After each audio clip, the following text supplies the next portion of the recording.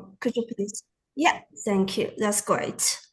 Okay, so it's a beautiful Thursday morning again, and I'm very, very excited to invite my friend, Dr. Layson, from who is currently a professor at Wuhan University. And before joining Wuhan University, he conducted research as a postdoc fellow at the University of Toronto for over 4 years.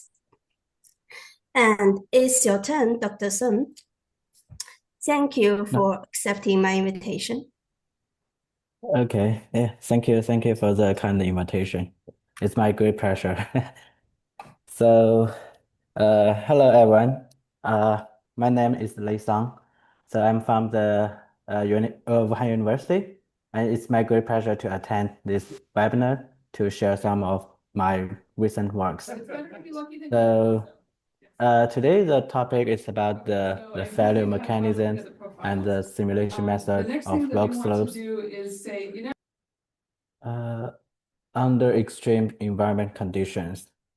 So we know that the landslides is one of the most destructive geological hazards, which causes thousands of fatalities and extensive infrastructure damage. So especially related to the increasing construction activities and the global climate change, the slope value significantly increases in the recent years. So a better understanding of the slope failure mechanism and also the prediction of the slope failure process is very essential for the disaster warning and prevention. The slope failure mechanism is very, very complex. So it's not only a progressive failure process from the stable to unstable, but also involves the cross-scale evolution from the micro cracks to macro cracks. So the numerical methods is and very attractive approaches in slope problems due to their flexibility in reproducing the complex failure mechanism and also the progressive failure process due to the advantage of the time saving and low cost advantages. But however, the conventional continuum and discontinuum methods still encounter some difficulties to realistically simulate the entire rock slope failure process. So for example, the continuum method like the finite element method and the finite difference method. So due to the continuum assumptions, they always encounter some limitations in explicit simulate the complex discontinuities, the progressive failure process, the large deformation, and also the complex room movement during the entire slope failure process. So while the discontinuum method, like the discrete method, the particle flow code, which are suitable to deal with the discontinuities and the large deformations. However, they are computationally expensive, and also the input parameters are hard to choose because the relationship between the micro parameters and the macro parameters is still unclear. So in light of this, we are wondering if we can the hybrid method that combines the advantages of the continuum and discontinuum method is more suitable for this kind of complex slope problems. So here we use the combined finite discrete element method. So it is first proposed by Professor Mojiza. So it combines the both advantages of finite element analysis of the stress deformation evolution and also the discrete element method solutions of the transient dynamic, the contact detection, and also the block interactions. So it also has been widely used to both the continuum and discontinuum solutions. The basic principles of FDM is that we see that the simulation domain is discretized into the finite element connected by the zero thickness joint elements, and also we can explicitly represent the cracks with the broken joint elements. The stress strain state of the individual blocks could be described by the FEM formulations, and the motion and the interaction of the discrete blocks could be simulated by the DM formulation.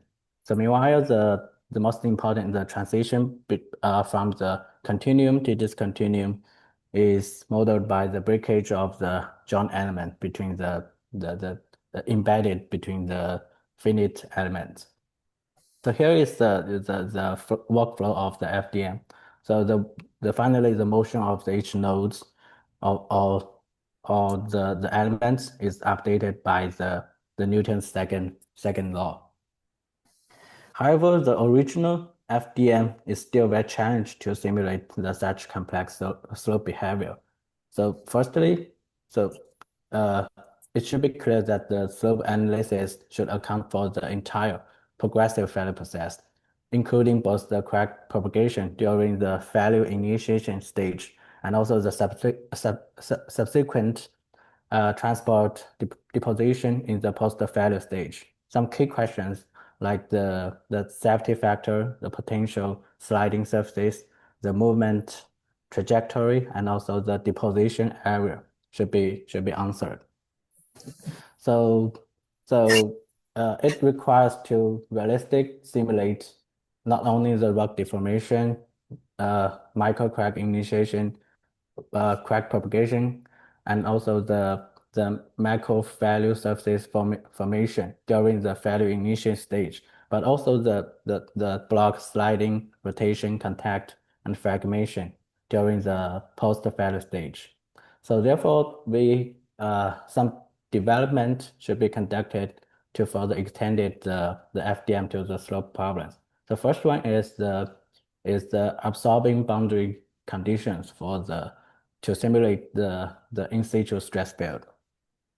So we know that the gravity is the main driving force for the slope value. And in the FDM, the gravity force is directly applied to each element as the body force. So with the aid of the damping, the gravity field could be finally applied when the system reaches a quasi-static equilibrium state. However, this process is very slow and usually takes millions of steps. So herein we used an absorbing boundary conditions, which can numerically absorb the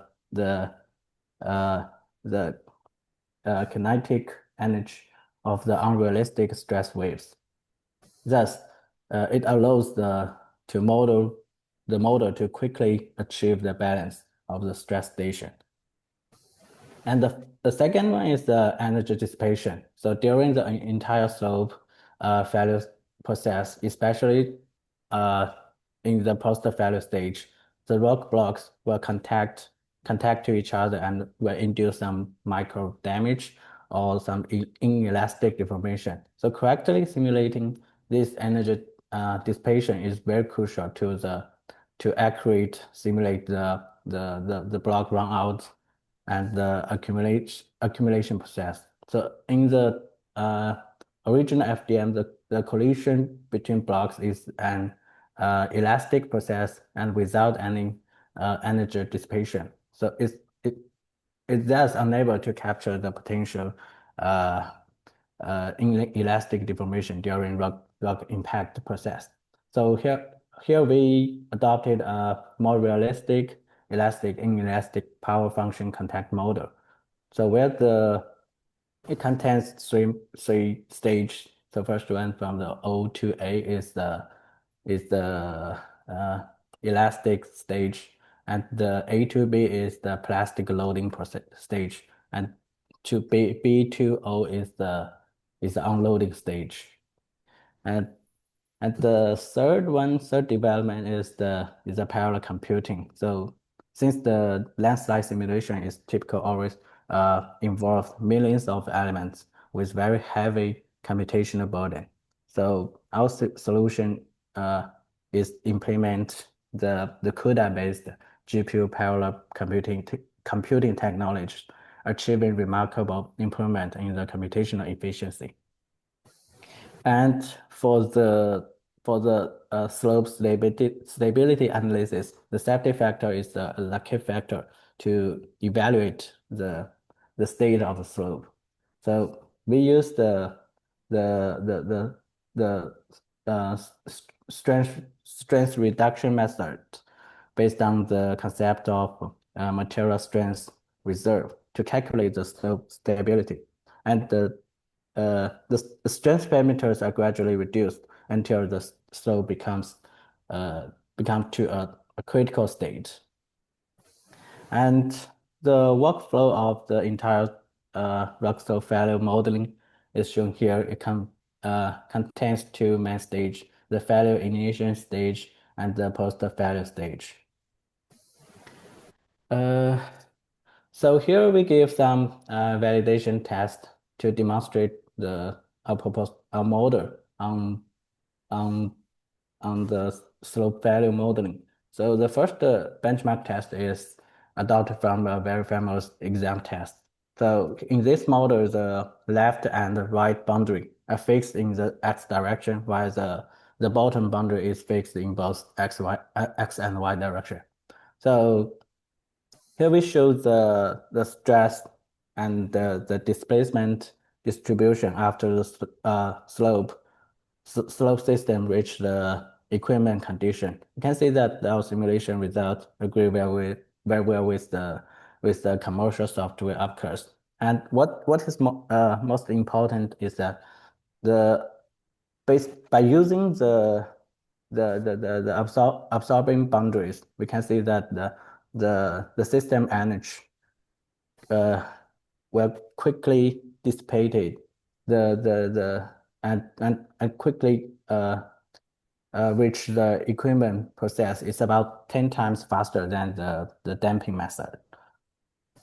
And after the system reach the equipment, the strength reduction stage is conducted. So we first showed a pure shear failure mode, because to compare with the benchmark test. So we only decrease the shear strength parameters. And we see that with the decreasing strength parameters, the shear cracks will initiate at the top and further propagate into the slope and finally penetrate through the slope, forming the entire failure surfaces. And the safety factor is also comparable with some other method like the phase 2 slide, some new commercial softwares.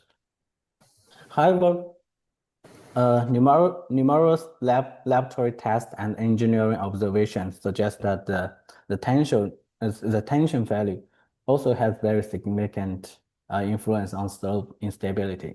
So we then simulate the tensor shear failure mode, the combined mode, where both the shear and the tensor strength parameters are reduced. So we can see that the shear value occurs first at the lower part of the slope, and the tensor and the mixed value exist at the crest of the slope due to the traction of the sliding bodies.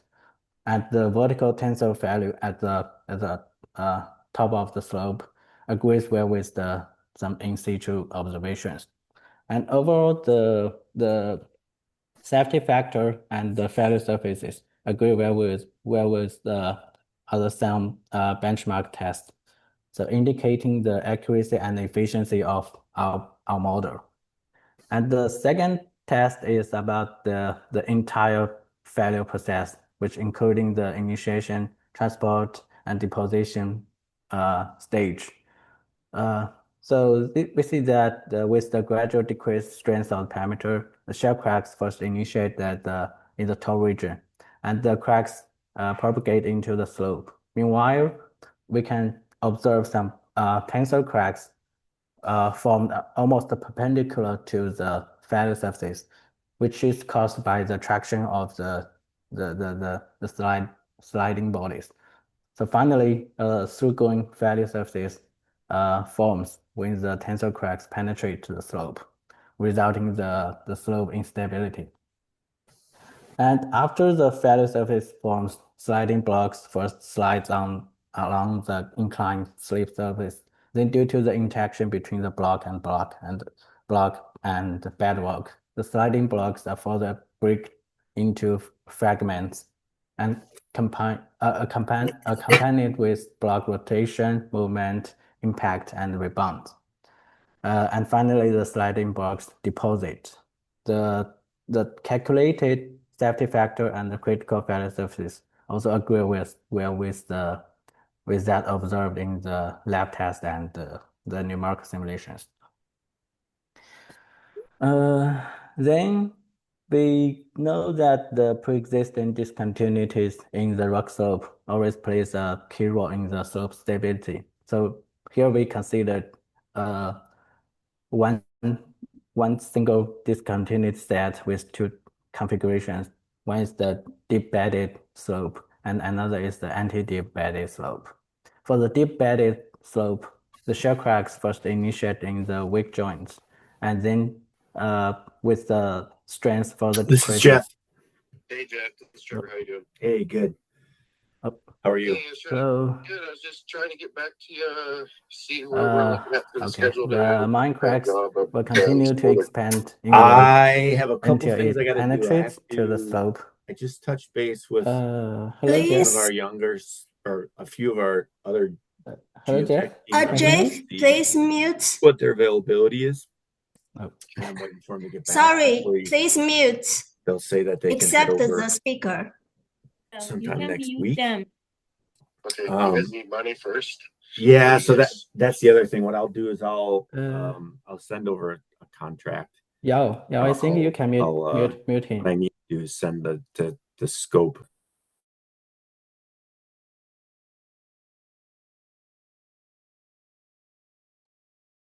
Okay. Can you hear me, guys? Yeah, sorry, I was trying to mute someone. Okay. I apologize. Okay. Let's continue. So, we are talking about the planning failure. So the rough blocks will finally slide along the failure plan, which are similar to the experiment observations. However, for the another configuration, the anti-deep-bedded slope, the failure mechanism is totally different. So we can see that under the gravity, the rock mass tend to dump toward to the free surface, and when the material strength decreases, the shear dislocation occurs on the rock layer, forming the multiple rock pillars. And under the thrust of the upper rocks, so the tensile cracks perpendicular to the layer will occur first at the top, and the overturning movement of the rock columns will push the rock's mass in the top area, and the slippage of the lower broken blocks will also provide the space for the further deformation and the failure of the upper rock layers.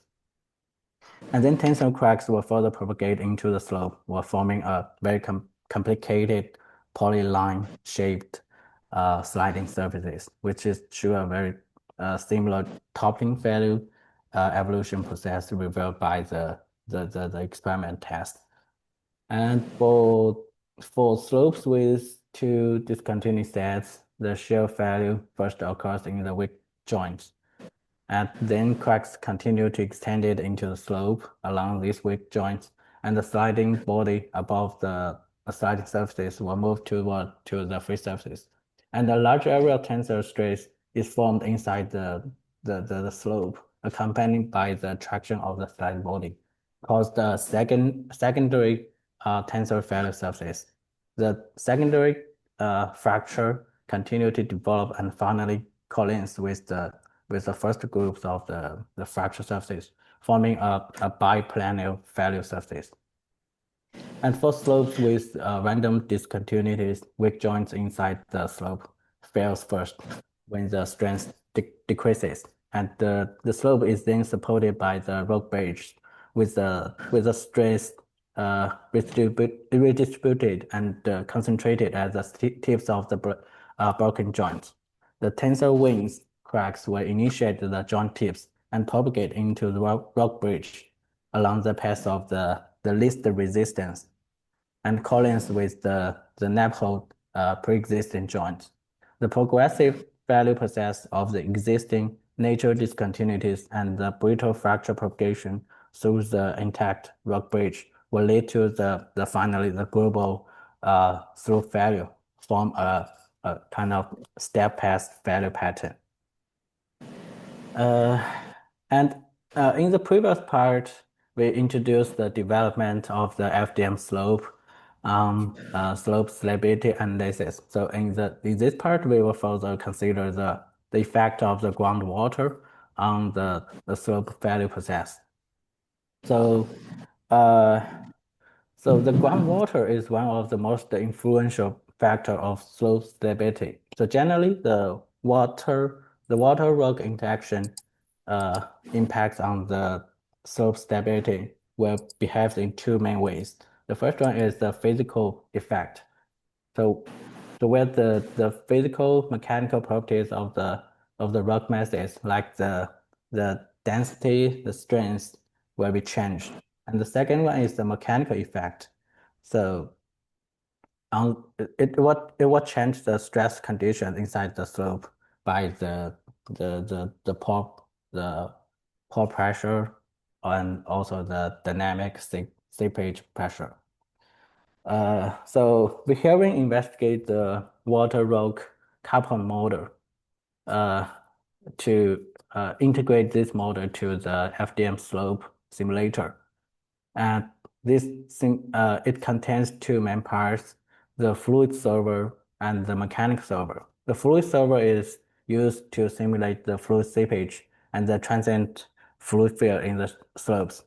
It includes the water table level, the pore pressure, the seepage force, and then the corresponding rock coupling effect, including the physical and mechanical interactions, are then imported into the mechanical module, the FDM-Slope, to evaluate the slope stability. And here we give some numeric test to verify the accuracy and robustness of the developed method on evaluating the fluid seepage, the hydraulic pressure, and also the hydromechanical coupling effect. So overall, we can see that the simulation results agrees well with the analytical and numerical results. And we applied the new model to investigate the slope stability evolution of a very typical bank slope, the Majago slope, which is located in the Three Gorges reservoir area. And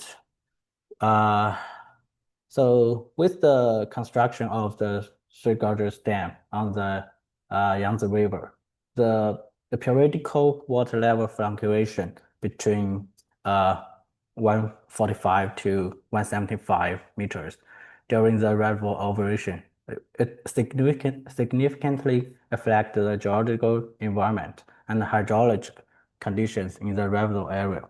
It inducing a larger deformation and instability of reservoir slopes. So for this slope, the Majago slope, so a very obvious cracks is found at the Majago slope after the reservoir water rise to 135 meters in 2003. And slope deformation keeps developing according to a long-term monitoring. So we try to understand the mechanism of the slope instability on the reservoir water fluctuation. So we built a numeric model of this slope. It has with the dimension of about 600 in length and 200 in height. And the slope is simplified into three areas: the sliding mass, the bedrock, and the sliding zone. And the left and right mechanical boundary are fixed in the x direction, and the bottom boundary is fixed in both x and y direction. And specifically for the hydraulic boundary conditions, we set a specific water head boundary equal to the reservoir level applied on the left bank, and a prescribed water head of 242 meters is applied on the on the right bank, and the bottom boundary is impermeable. And the periodical fluctuation of the reservoir water is expressed as a piecewise function with 5 stages: the impound stage, the high level stage, low drawdown stage, and rapid drawdown stage, and finally go to the low level stage.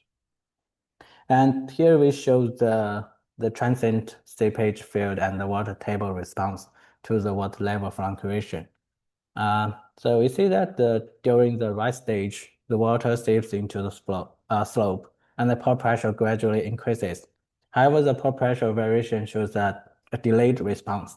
So where the pressure increased faster at the front edge rather than the middle and the rear part of slope. Meanwhile, the water table gradually rises and shows a concave shape. And when the water level maintains at the high level, so as the seepage delay inside the slope, the water pressure and the water table in the middle and rear part first increases and then reach a steady state. During the drawdown stage, water flows from the slope to the reservoir, so causing a gradually decreases in pore pressure. And the water table also decreases gradually and shows a convex shape. So especially for when the drawdown speed increases, a quicker decrease of water pressure and water table can be observed. And the surface runoff can be also observed when the water table and the slope front is higher than the reservoir table level. And finally, when the reservoir water remains at the lowest water level, the water pressure and the water table in the slope first decreases and finally reach the stability. And corresponding to the fluctuation of the reservoir water, the slope safety factors shows a different trend. So during the impound process, the seepage force that direct towards the slope and the source force of the reservoir water will contribute to enhance the slope stability. And during the high water level, as the inward seepage force gradually dissipates, the safety factor gradually decreases. And during the drawdown stage, the seepage pressure directly outward to the slope, which reduces the safety factor. And during the rapid drawdown stage, the safety factor decreases rapidly and reaches the minimum value.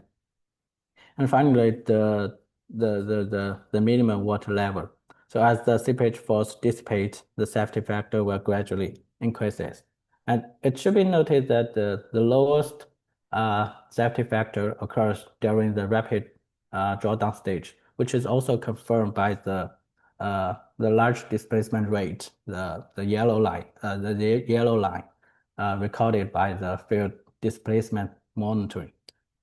And we also consider the most dangerous situation that when the reservoir water drops to the minimum water level, and also combined with a maximum rainfall intensity of 6.8 millimeter per hour during the rainy season. So we see that at the beginning of the rainfall, the pore water pressure at the slope surfaces rapidly increases and reach a transient saturation state. And the pore water pressure in the front and the center gradually increases while the rear section remains unchanged. So from the perspective of the safety factor, the rainfall inflation increases the unit weight of the sliding masses. However, since the mass lift surfaces is located below the water table, the effect of the rainfall is not that significant. So just the safety factor just decreases from 0.928 to 0.921. It's not the obvious decrease. And the last section, I would like to introduce some of our recent work on the shallow alpine rockfall that widely observed in alpine areas, especially under the global climate change circumstances. So here are two main theories. One is the widely accepted theory is that the alpine rockfall is because of the warming and thawing of the ice-rich bedrock performance, which decreases the effective shear strength in hot summer. However, some small but very frequent shallow collapse is also widely observed when the temperature decreases in cold winter, which is less understood. So according to the field observation in the right bottom picture, that we can see that this amount of ice still exists in the bedrock fracture and also the fresh surfaces after the rockfall event. So we're wondering that if the first cracking due to the ice generation, ice expansion in the frozen rocks is contribute to such rockfall event in cold winter. So we try to understand this kind of shallow alpine rockfall mechanism from the perspective of the first cracking process. So the first cracking process is actually a typical THM couple problem. But compared with some ordinary THM couple problems that widely used in some the normal or high pressure. So one primary distinction of this I will call it cryogenic THM coupled process is the water ice phase change, which will introduce more complex coupling mechanisms. So for example, the latent heat during the phase change and the volume expansion and also the cryogenic suction caused by the ice growth. So here we developed a low temperature THM coupled model considering the strong coupling effect. And we also incorporated into the previous FDM solver to simulate the rockfall event, and to better represent the frozen rock mass that contains both the pores and fractures. So we used an explicit implicit representation method. So the pores are implicitly represented in the rock matrix, and ice in the pores is represented by changing the water ice fraction and also the the material properties. However, for the cracks, which is explicitly represented with the specific geometry, and the ice in the cracks is explicitly represented by the solid ice elements. And a sequential capping procedure is then adopted to serve this cryogenic THM coupled model, which could be decoupled into three main parts: the thermal part, hydraulic part, and mechanic part. And here we give a test that to calibrate the first cracking behavior in the rock mass. And 4 groups of specimen with varying preset cracks are prepared, and the specimens are subjected to the freeze thaw circles in a high low temperature cycling chamber. And we can see that for group A with different facial inclination angle, the first cracks will initiate at the preset crack tip and propagate along the cracks.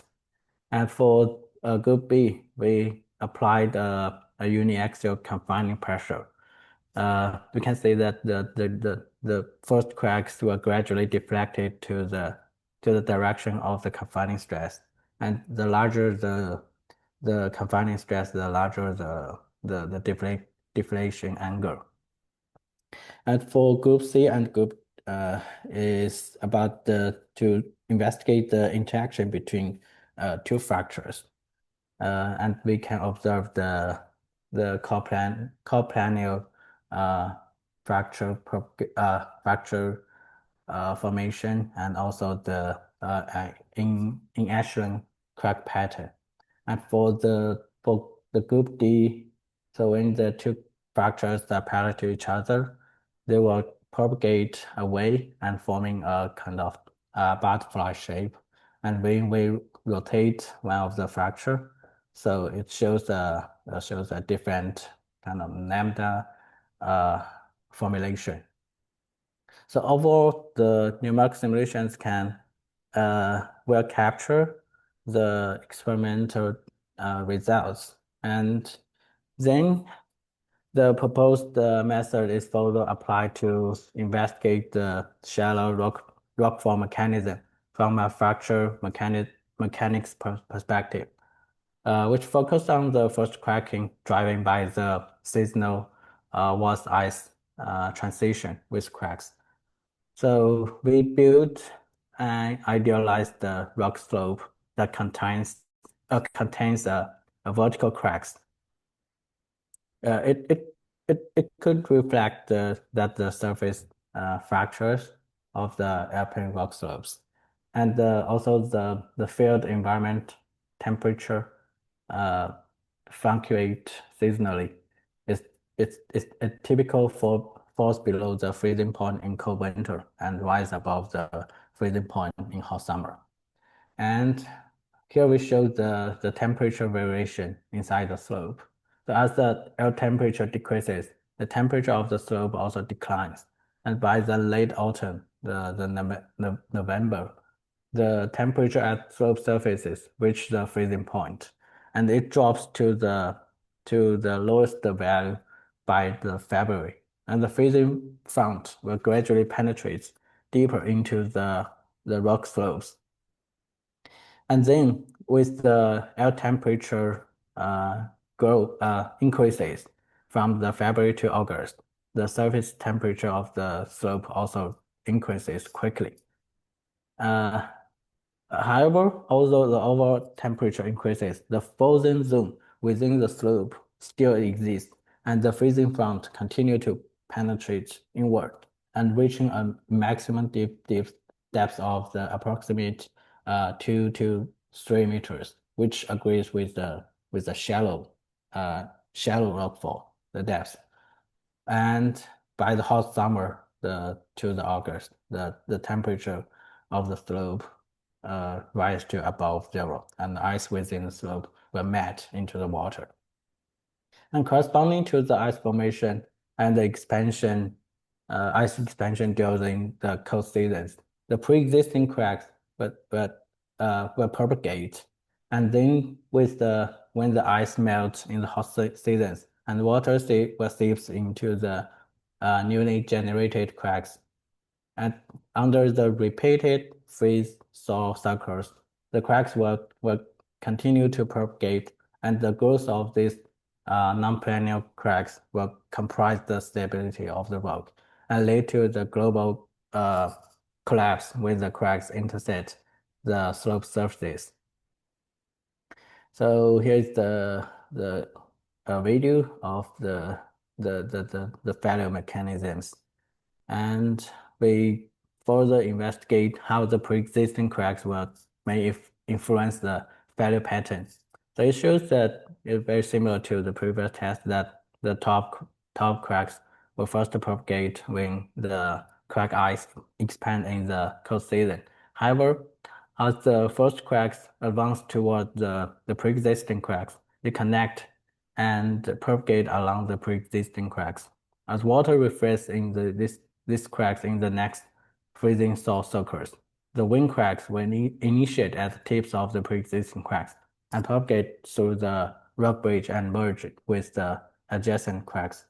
So overall, the progressive propagation of the first cracks that intersect natural discontinuities will finally cause the global failure.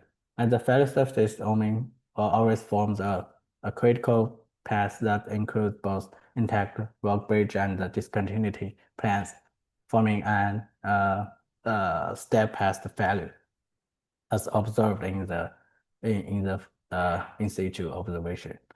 So the final is the conclusion that so first we develop a FDM slope simulator that could capture the entire process of the slope failure process, and also we by using this this tools or this model, we can reveal that the failure mechanism of the joint rock slopes, that the structure plans and also the rock ridge will play a dominant role in controlling the slope deformation and slope failure.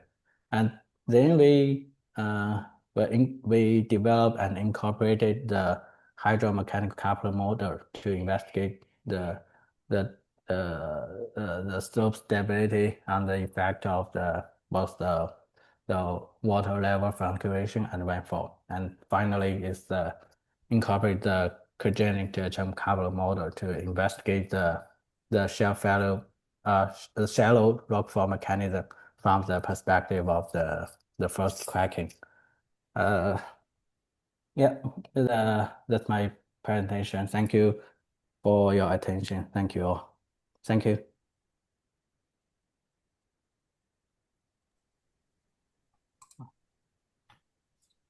Thank you, Dr. Lei. Any questions from the audience? You can just speak or type in the chart in either way you like.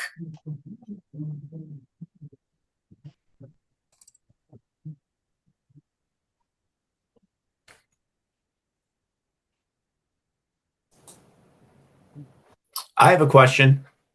Hi, Jeff. Yeah. Hi.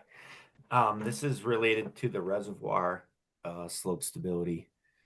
I was wondering if you guys had any piezometers further up slope.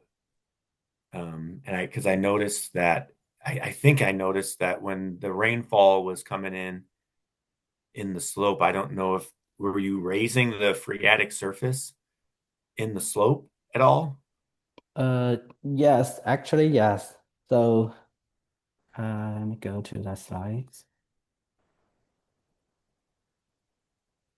Oh.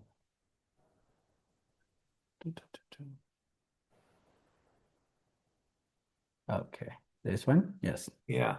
So yeah, you can see that the water table according to this one is more clear according to the saturation. Yeah, it the water table actually it rised.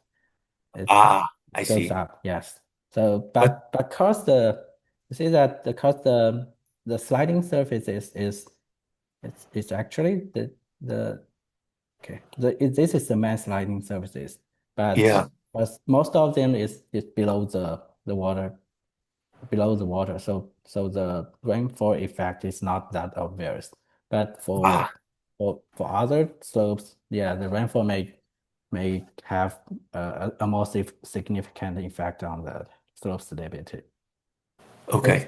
It's only specific for this case. Okay. Yeah.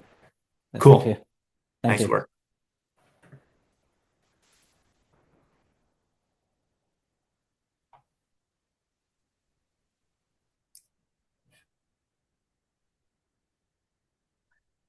I see a question in the chart from Roya. What was the rock type? Say which one? The first cracking, or for the first cracking one? Oh, okay. So it's not actually a real rock because we tried some granite rock and the shell rock, but we failed to expand to how to say to crack it.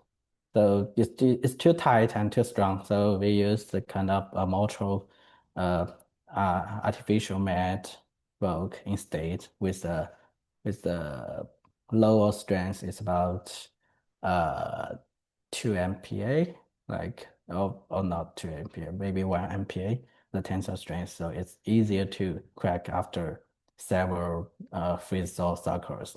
But we try to use the railroad, but it fails. So yeah, good question, very good question.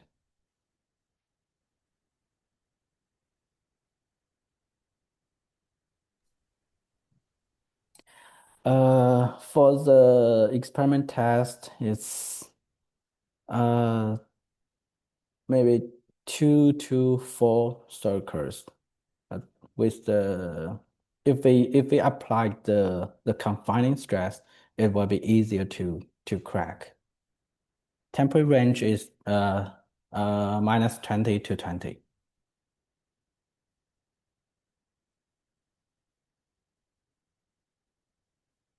Thank you. Thank you for the question.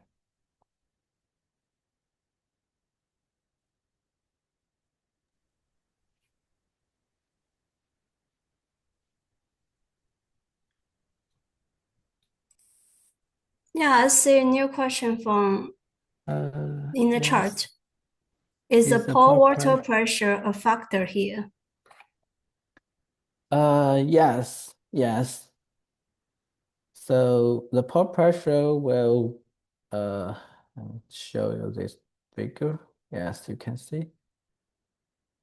So the pore pressure we will reduce the actually the effective stress, right? The pore pressure is from this circle to a circle, reduce the effective stress. So that's a pore pressure factor.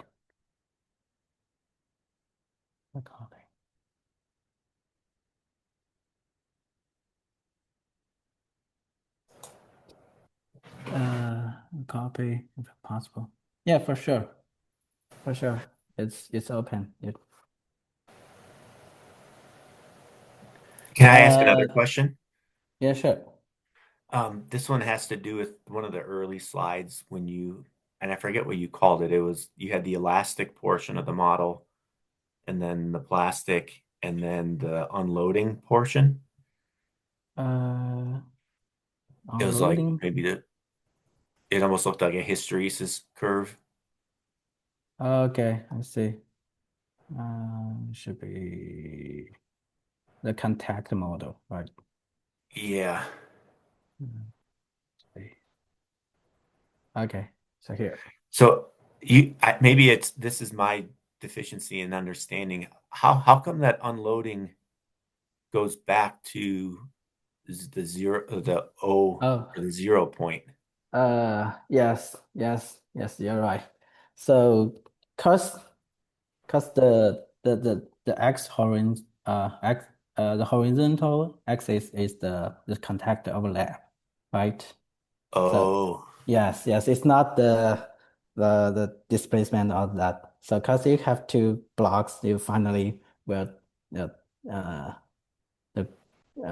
dispatch or detach, or so it goes to 0. Original spot. Okay. Yes, I see. yes. It's not the displacement of not the traditional plastic formulations. Okay. Yeah. I think. Is there any other question? Actually, Roy is asking you the title of the paper you have published. Okay. Oh yes. So the presentation is comprised of contains 4 published papers. Yeah, you can. Let me see. I think if you search the FDM-Slope, you can find it. Let me I think see. you guys can connect after the meeting, like using email. Yeah, using email. That would be more convenient. Show the email. And to answer the previous questions, all our past seminars will be uploaded. The recording will be uploaded to our YouTube channel. And it also including the previous year's recorded seminars. Okay. Actually, I have a question. Yeah, my question is, in your 3D, the THM coupling simulator, the model, how the fractures is calculated and updated in the coupling process? So for the so for the hydraulic part, the fracture will affect the permeability, right? And for the thermal part, the fracture will kind of hinder the heat transfer. So it's actually a sequential coupling. Yeah, we first got the update the geometry of the rock masses, and then we calculate the fluid field, the temperature field, state by state, and it's I'm not sure if I answered the question. So are the geomechanical solver and the flow solver, they using Yes, the same mesh? yes, you're right. Same mesh. So the fractures are predefined explicitly in the model? Yes, the fractures are represented by the broken joint elements. They're Yeah, it's predefined. Yeah. like a separate plane, right? Yes, correct. And will the fractures only change the aperture during the coupling process? I think currently it's hard to make the fractures also propagating or creating new fractures during the coupling simulation, right? Oh no, it propagates. It propagates and then we applied the pressure, the pore pressure, the fluid pressure, and also the thermal stress. And in this model, we could also have the ice expansion pressure, right? So it will drive the fracture propagate. And yeah, so Then and how do you deal with the remesh? If the uh fracture propagate, the mesh should be changed, right? we didn't change the mesh. The fracture can only propagate along the element edge. So yeah, it's it's computational efficient, right? Even though it's not that accurate. Yeah, I totally understand. That's very Yes, interesting. Yeah. yes. Thank you. Yeah, Any other thank you. questions from the audience?